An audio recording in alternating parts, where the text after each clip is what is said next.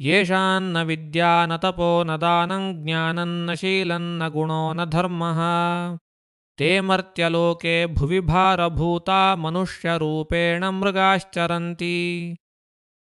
Today we sit with one of the most piercing verses in all of Sanskrit wisdom literature from the pen of Bhartrihari in his Niti Shataka. Listen to it first. Yesham na vidyana tapo na danam jnanam na sheelam na guno na dharmah te martyaloke bhuvi bharabhutah manushya rupena mrigascharanti. It means those who possess neither learning, nor discipline, nor charity, nor wisdom, nor character, nor merit, nor dharma, they wander this mortal world as burdens upon the earth, mere beasts in human form. Let us open the words slowly, because Bhartrihari has hidden his deepest teaching inside the roots of the words themselves. Yesham means those in whom. Then comes a drumbeat of 7 negations. Navidya, no learning, from the root vid, to know. Na tapah, no austerity, from the root tap, which means to heat, to burn. Discipline is the fire that refines us the way fire refines ore. Nadanam, no giving, from the root da. Jnanamna, no wisdom. And notice, Vidya and Jnana are different. Vidya is information acquired. Jnana is knowing what actually matters. You can have a library in your head and still lack Jnana. Nashilam, no character. And here is a beautiful secret. The root sheel means to practice habitually. Character in Sanskrit is not a feeling, it is what you do repeatedly. Na gunah, no merit, no developed talent. The word guna literally means a strand of a rope, the quality that lets you be woven into the fabric of society, to hold weight for others.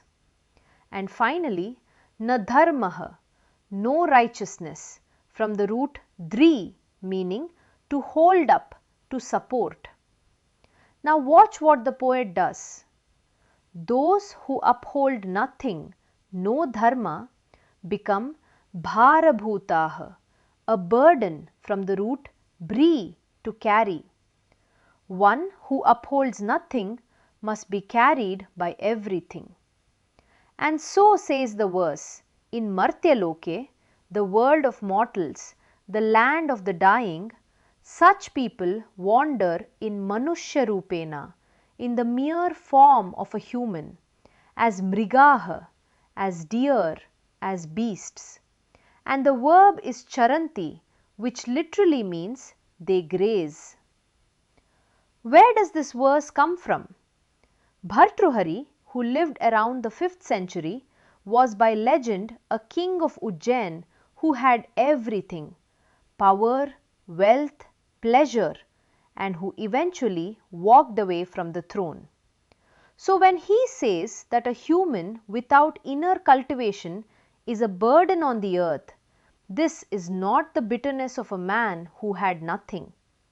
It is the audit of a man who had everything and weighed it. In the verse just before this one, he says that a person without literature, music and art is simply an animal without the tail and the horns. Then comes our verse, raising the stakes with a complete 7-point examination of a human life. And what an examination it is! Look at the structure. Vidya and Jnana, the mind, what you know and whether you know what matters. Tapas and sheela, the will, self-mastery within and conduct without. Dana and dharma, your relationships. what flows from you to others and to the world itself, and guna, your usefulness, your craft. 7 strands. Fail all 7, says Bhartrihari, and there is nothing human left to point to, only the shape remains. Why a deer? Why not a wolf or a jackal? Because the deer is innocent. The deer is even lovely. It eats when hungry, runs when frightened, and wanders wherever the grass is. The deer is pure stimulus and response. And that is the sting of this verse. You can be perfectly harmless, pleasant, even charming, and still be merely grazing. Grazing through the phone, through the feed, through gossip, through years. The verse does not accuse us of evil, it accuses us of vacancy. And the word martyaloke, the world of the dying, reminds us why this matters. A deer cannot waste its life because it cannot choose. Only a being who knows death is coming and can decide what to do before it arrives can be guilty of merely wandering. This insight is not India's alone. In Homer's Iliad, the great warrior Achilles, sick with grief at his own failure, calls himself a useless burden upon the earth. The very same image in Greece with no contact between the two worlds. Aristotle argued that everything has a function, and the human function is the active life of reason and virtue. A life of mere feeding and sensation, he said, we share with the animals, and so it is not a human life at all. Modern psychology says it again in new words. The hedonic treadmill, where we chase stimulation that never becomes meaning. Viktor Frankl's existential vacuum, the emptiness of a life without contribution. Every tradition that has looked closely at human beings has found the same truth. Humanity is not a birthright, it is an achievement. Biology gives you the human form, only cultivation gives you the human content.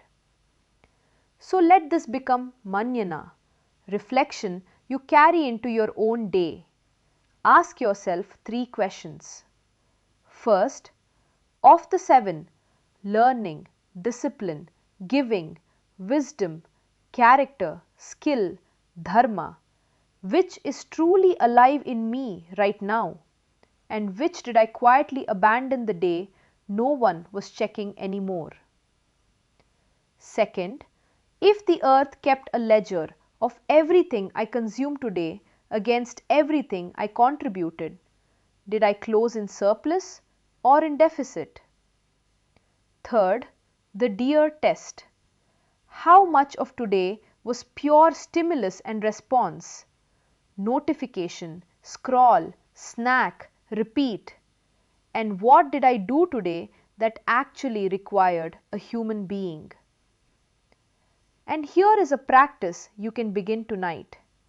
Before you sleep, write 7 short lines. One thing I learned, that is Vidya. One comfort I declined, tapas. One thing I gave, dana.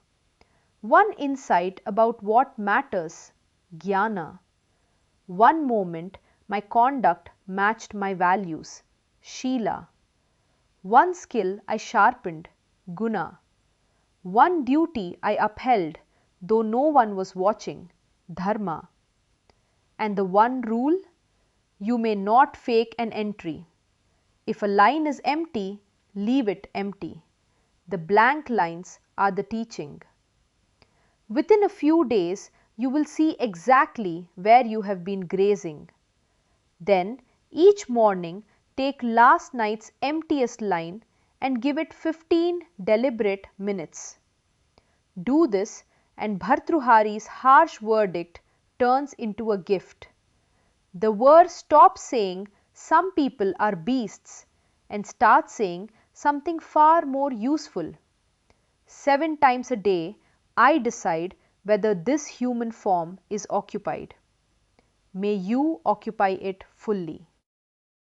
येषान्न विद्या न तपो न दानं ज्ञानं न शीलं न गुणो न धर्मः ते मर्त्यलोके भुवि भारभूता मनुष्यरूपेण मृगाश्चरन्ति